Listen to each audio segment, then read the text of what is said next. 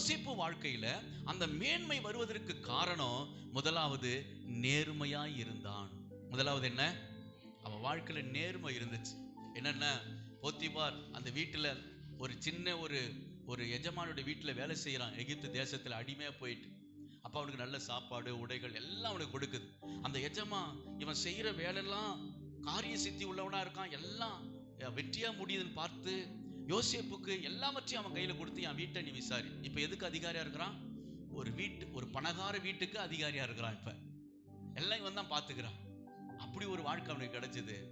அந்த சூழ்நிலையில அந்த எஜமானுடைய மனைவி அவனோடு தவறா நடக்க வரும்பொழுது, இப்படிப்பட்ட பொல்லாங்க நான் செய்ய மாட்டேன், என் தேவனுக்கு விரோதமாக நான் பாவம் செய்ய மாட்டேன், என் தேவன் என்னை பார்த்து கொண்டு இருக்கிறார்.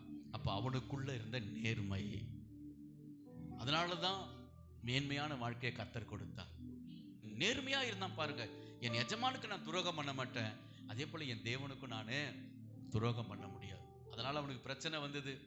அந்த பெண்ணு அவன் மேல வீணா பழி போட்டு சிறைச்சாலையில கொண்டு வச்சுட்டான். இப்ப யோசேப்பு வாழ்க்கையில நேர்மையா இருந்தான், அதனால தண்டனை வந்துச்சு. ஆனாலும் அங்கிருந்து தான் அவனுக்கு ஒரு வழிவாசலே திறந்தது. பார்வோனை பார்க்கிற ஒரு வழி அங்கதான் திறக்கப்பட்டது சிறைச்சாலையில.